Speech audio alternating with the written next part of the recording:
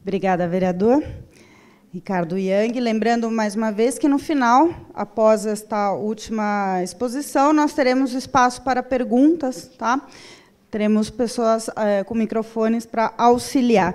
E agora eu convido ao palco Washington Novaes, formado em Direito, exerce a profissão de jornalista há 56 anos. Trata com destaque os temas de meio ambiente e povos indígenas. Trabalhou em diversas empresas de comunicação, tem vários livros publicados. Atualmente é colunista dos jornais O Estado de São Paulo e O Popular, consultor de jornalismo na TV Cultura, documentarista, produtor independente de televisão, de quem eu sou fã há muitos anos. Um prazer te ter hoje aqui, Washington. Obrigada. Diga uma coisa. Sim. Os slides você aciona daqui, né? Eu combinei com ele que sim, agora eu não sei o que eu lá. Tá bem. Aciona onde aqui?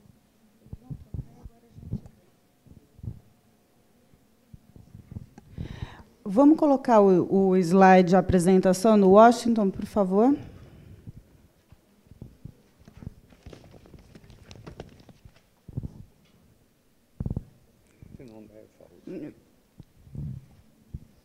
Bom, boa tarde a todos. Eu agradeço muito o convite dos organizadores para estar aqui e tratar desse tema. Enquanto não chegam os slides, aí eu vou falando.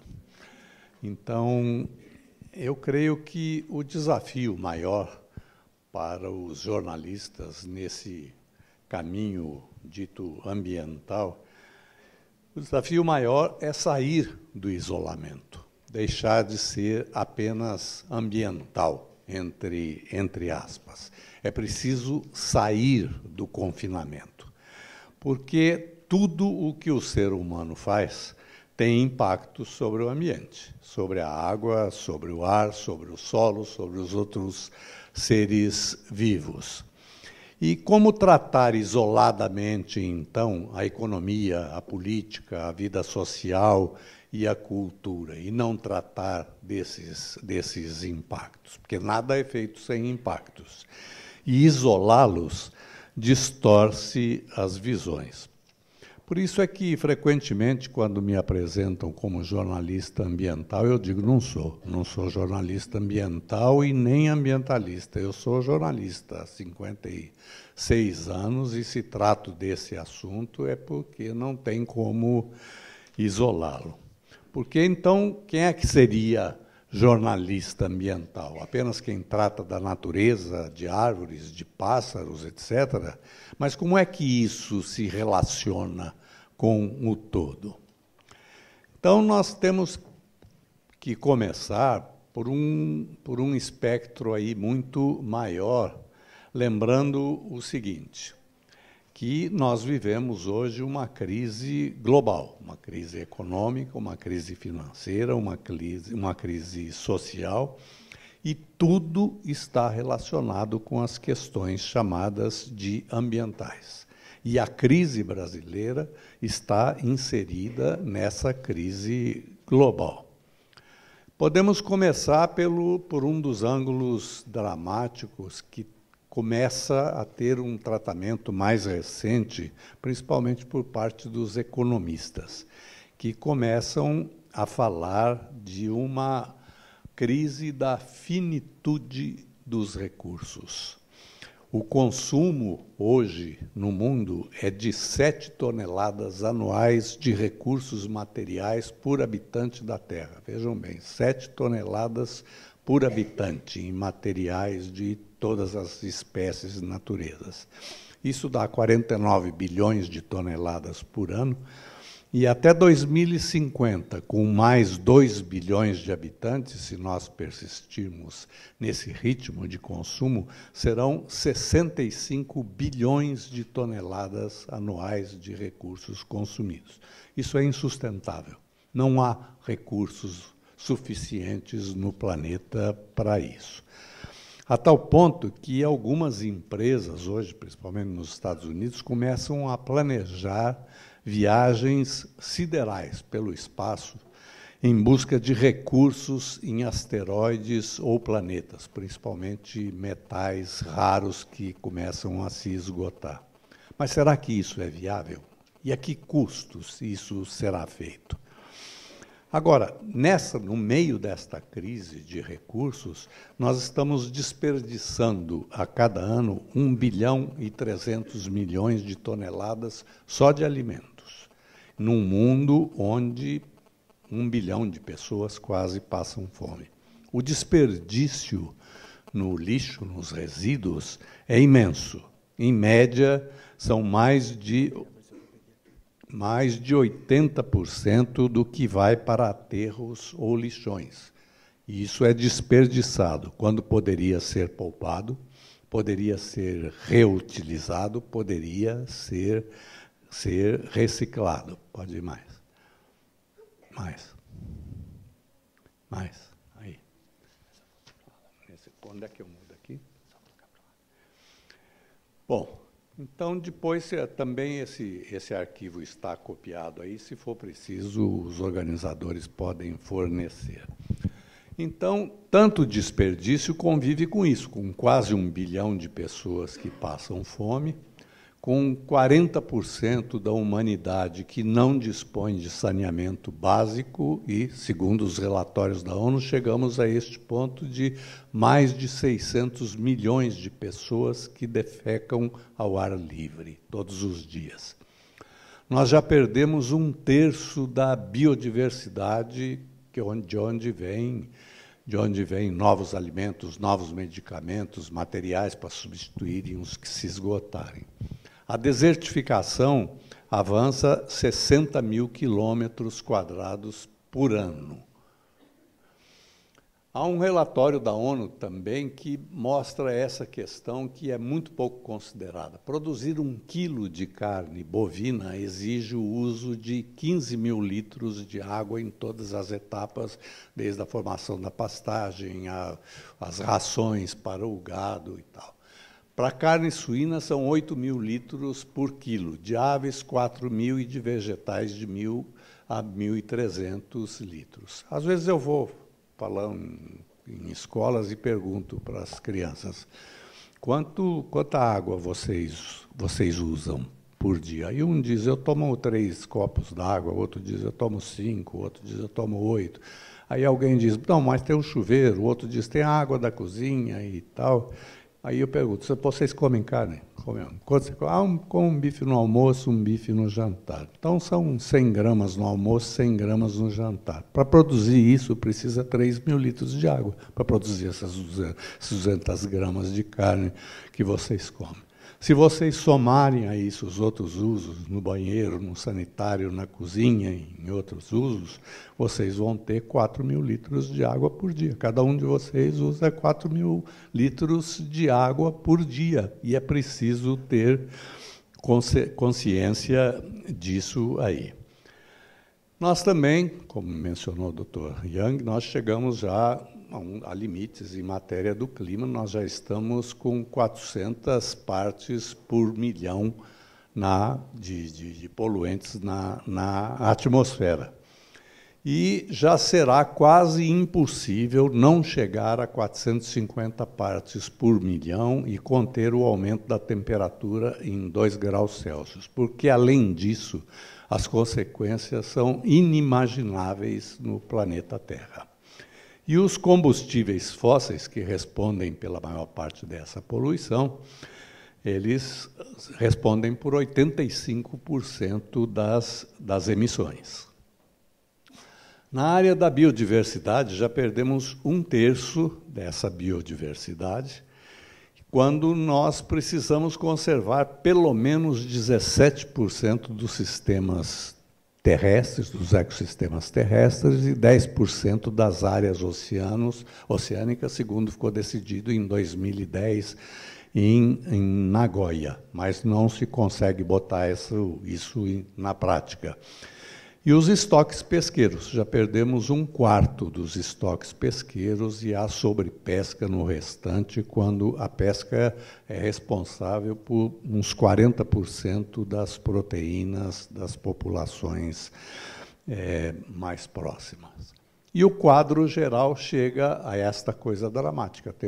secretário-geral da ONU, um homem experiente e prudente, dizendo isso. O nosso sistema econômico e social está exaurido.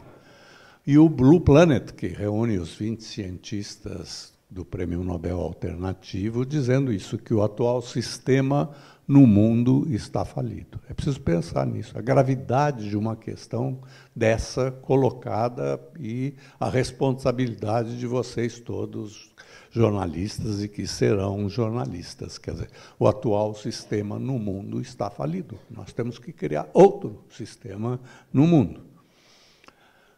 No quadro brasileiro, nós vemos que já perdemos quase 50% do Cerrado, 20% da Amazônia, 18% do Pantanal e 93% da Mata Atlântica. Nós continuamos avançando com a agricultura intensiva no Cerrado. E o desmatamento na Amazônia voltou a crescer. As consequências disso também são muito graves. Nós já estamos entre os 10 países com o maior número de desastres climáticos. E estamos emitindo, segundo Sir Nicholas Stern, consultor do governo britânico, de 10 a 12 toneladas de dióxido de carbono por ano por habitante. Cada um de nós emite 10 toneladas de dióxido de carbono por ano no conjunto das suas atividades. E nós temos, no Brasil, principalmente nas cidades, mais de 5 milhões de pessoas vivendo em áreas de risco e praticamente sem políticas para mudar esse quadro. Essas, na verdade, são as grandes tarefas do jornalismo ambiental. Tratar com prioridade essas questões. Mudar o jornalismo, eu dizia. Para isso, também é preciso mudar o ensino do jornalismo, tirar o jornalismo ambiental, chamado assim, do gueto em que ele vive, como se ele não tivesse relação com mais nada, né, com as outras disciplinas. Mas isso é difícil porque esse jornalismo ambiental é ameaça para todo mundo, para todas as pessoas, inclusive para os jornalistas, a maior parte dos jornalistas, que tem uma grande resistência em relação a isso e continua chamando quem se interessa por isso no jornalismo de profeta do Apocalipse, coisas desse tipo, né? Agora, é preciso tomar consciência do seguinte, esse tem que ser o ponto de partida. O Brasil é um país muito privilegiado. O Brasil tem sol o ano todo, insolação para plantar e colher durante o ano todo, o que poucas regiões do mundo têm. Nós temos quase 13% da água que corre pela superfície do planeta, fora os grandes aquíferos subterrâneos, como Guarani, Alter do Chão e tal. Nós temos este outro privilégio, que é pelo menos 1/3 da biodiversidade planetária, embora isso haja algumas discussões, mas pelo menos 15% da biodiversidade planetária estão no Brasil. E nós temos a possibilidade de uma matriz energética renovável e limpa, não poluente, com a hidroeletricidade, com a energia eólica, que já é, inclusive, mais barata do que outras formas de energia solar, energia de marés, energia geotérmica e energia de biomassas, como cana, provenientes da cana, do pinhão, do manso, da soja, etc. A energia eólica hoje já é competitiva, inclusive com a energia elétrica, e, neste momento, o governo brasileiro tira a energia elétrica dos leilões que vão acontecer este ano ainda.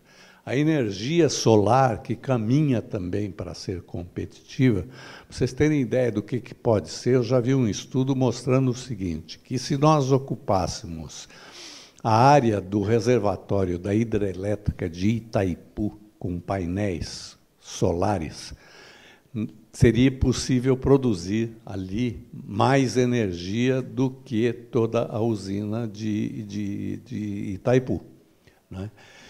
Mas nós estamos ainda muito distantes dessas coisas. Então, é preciso ter um novo olhar, colocar esses fatores ocupando o centro da nossa ação, dadas as vantagens comparativas de um país como o Brasil nesse mundo que precisa se transformar. Só que essa estratégia ainda não existe nos centros de poder do Brasil. Isso não está no centro da estratégia brasileira. Ela não contempla essas coisas. Acabo de dizer isso, acabo de tirar a energia eólica dos leilões de energia no Brasil. Isso é uma coisa que não entra, não pode entrar na cabeça de ninguém. E é preciso, então, trabalhar nessas questões do desperdício e da escassez. Agora, eu quero lembrar o seguinte, que é muito difícil avançar com essas coisas num país como o Brasil, onde o Ministério do Meio Ambiente tem menos de 0,5% do orçamento da União, menos de 0,5%. E também me permito dar uma sugestão a vocês, jornalistas que farão o futuro do Brasil. Tenham um arquivo, um acervo próprio de informações. Não esperem que essas informações cheguem a vocês ou que vocês vão buscar e encontrar com facilidade. Meu trabalho maior como jornalista é trabalhar para o meu acervo de informações. Eu trabalho umas 6 a 8 horas por dia nisso, guardando informações para poder tratar desses assuntos de uma forma adequada. E, retornando ao começo, dizendo o seguinte, não aceitem ser chamados de jornalistas ambientais, vocês serão jornalistas. Muito obrigado.